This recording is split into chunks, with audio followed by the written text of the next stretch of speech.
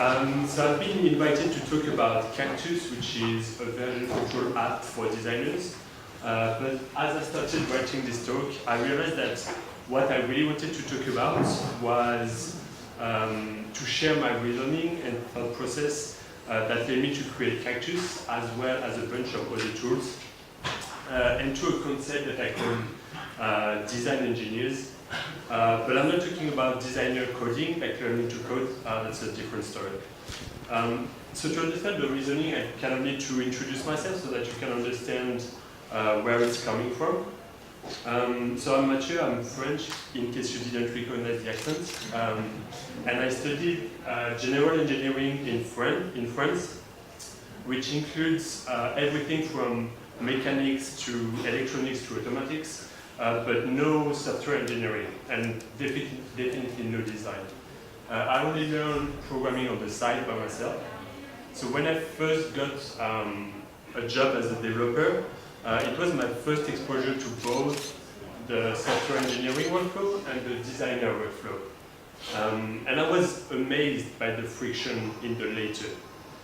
What I really like to do is watch how people work and try to improve and optimize their workflow. So I ended up joining Sketch in order to improve the workflow of designers, because I believe there's huge opportunities there. And the bit that I find quite funny is that designer and developer are really alike, and you can learn a lot by the way developers change the way they work over time. So that's what I want to talk about, but before diving in, I want to address a comment that I get every time I talk about it. Designers and developers are completely different. We are creative people, while developers are engineers. I don't believe that's true. First of all, writing code is a creative process. Code can be beautiful or ugly, and there isn't a right way to do it. What makes engineers is everything outside the writing code part. It's how we collaborate with each other. It's how we deploy code in a reliable way, the tools that we have to make sure the code is consistent and we write it to do the right thing, independently of how we write it. What I find really interesting when looking at developer and designer is how little the job of designer changed compared to the one of developer. The transition from developer to software engineer happened in the last 20 years. All practices and collaboration tools that literally everybody uses now didn't exist in like 2000. So for reference, in 2000, Joel Polsky, the founder of Stack Overflow and Trello, and probably one of the most famous software engineers out there, wrote a famous blog post about a simple test to determine if a company has same engineering culture and processes. It consists of 12 questions that you can answer by yes and no. It's super simple. And today, what's funny is that today half of the questions are outdated. Like, thanks to the progression of developer tools and infrastructure.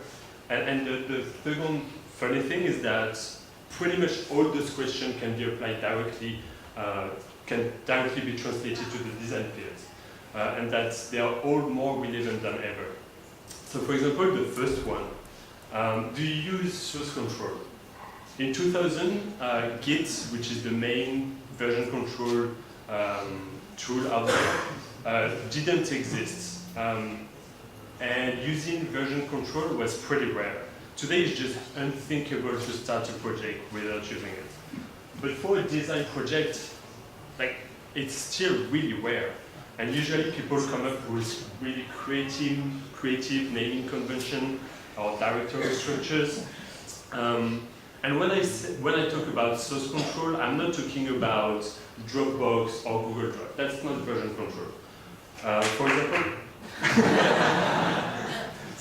for example, Sketch has a feature called autosave, and scrolling around in the canvas is considered a change in Sketch, because when you reopen it, it will reopen the file where you left it.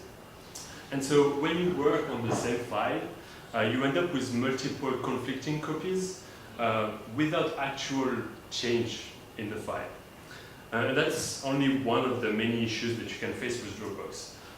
But they all boil down to one root cause, which is the lack of control.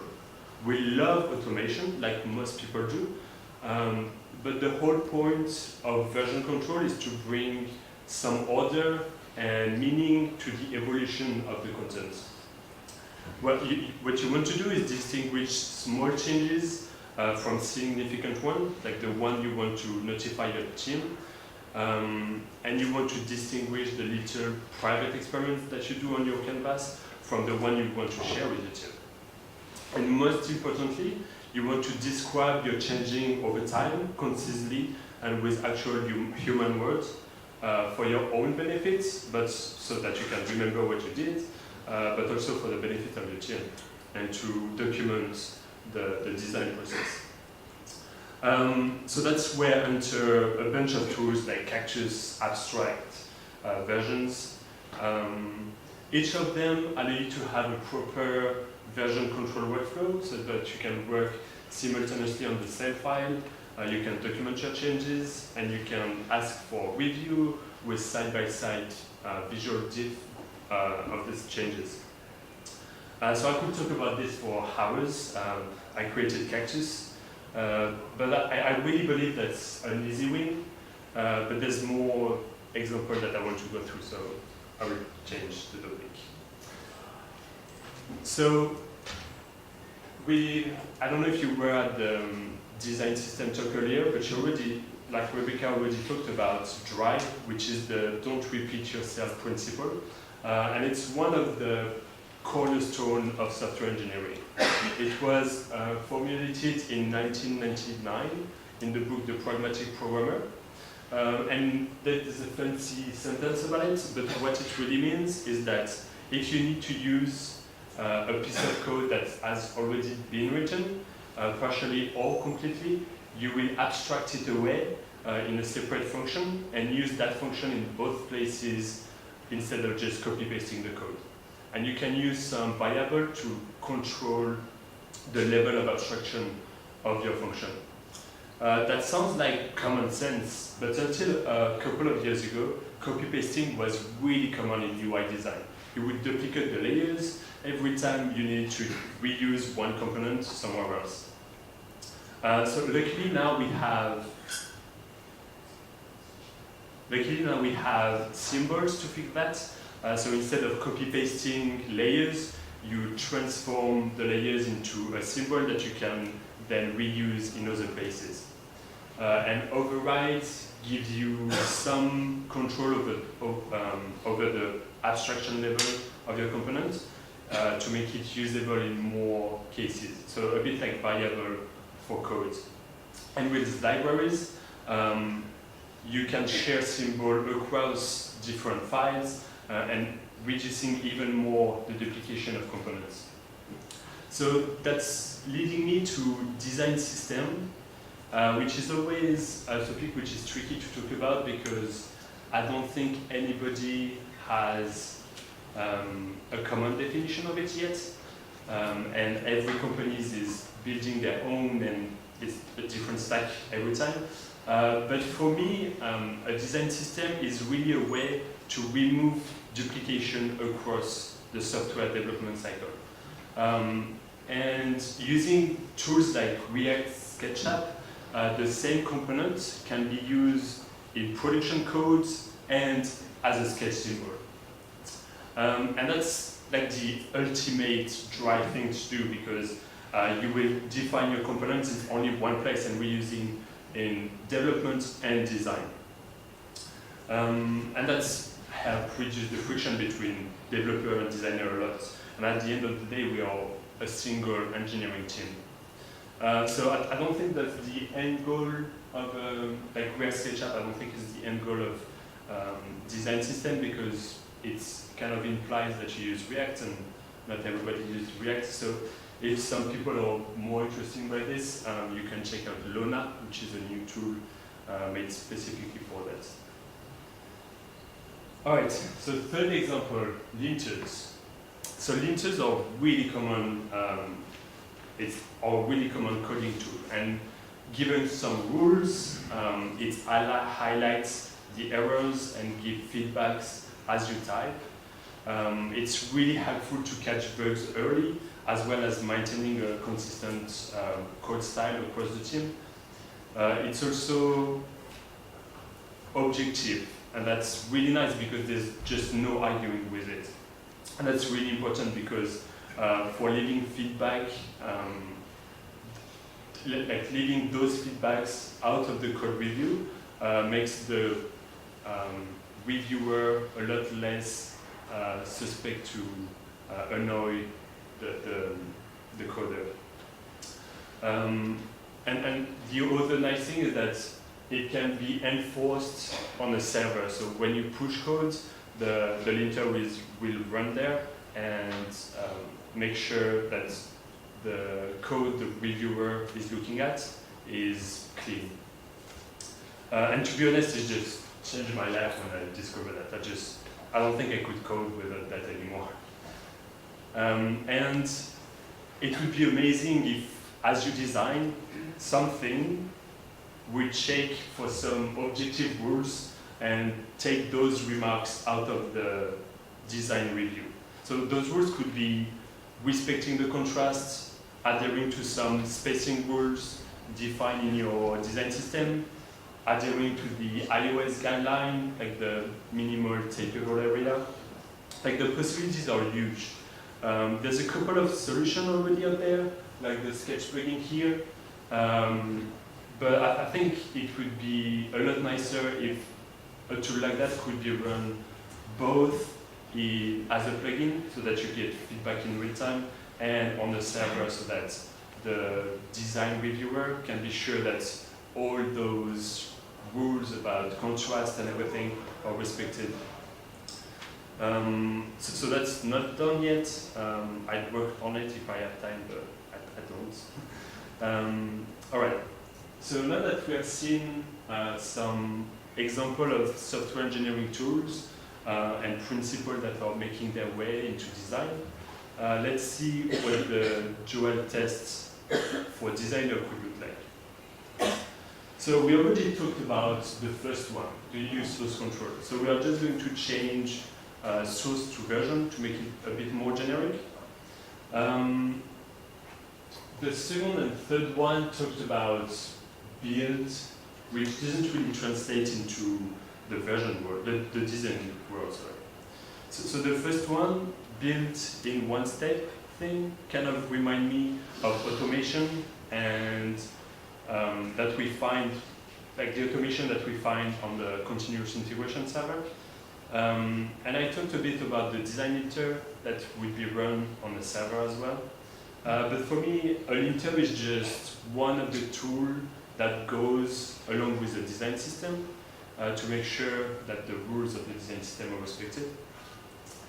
And the daily build of the third question kind of remind me of how to reduce the distance between production and the code and the development code, so that you're sure that the code that is in the master branch, for example, is deployed right away. And a way to reduce the distance between development and design is to use common components, like the dry principle I talked about, as in the design system. So I'm just going to merge those two questions into, do you use a design system with everything it implies? The next question is pretty similar. A bug is not only found in code, there's often friction, usability or accessibility issues. That's what they call design bugs. So do you fix issues before what?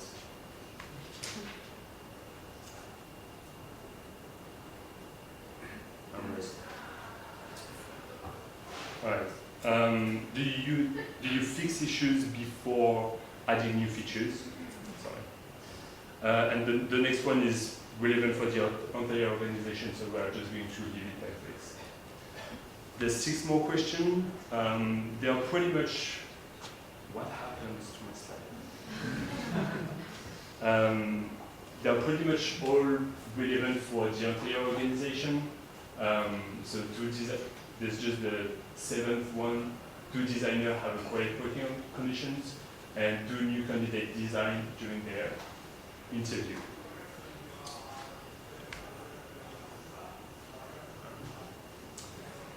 So I hope you start to understand a bit what I mean by design engineer. It's not about the actual design tasks, it's about the engineering process around it. It's how we collaborate with each other, how we enforce that objective rules are respected, how we communicate with the development team. And at the end of the day, we are a single engineering team, both design and development. I believe that all the tools and principles we talked about can help a lot working as a team, and that we are yet to see how much we can bring from the developer world into the design world. Thanks. So I have a couple more links if you want to dive into. Each of them is probably a 2-hour talk that I don't have time to go through. Yeah.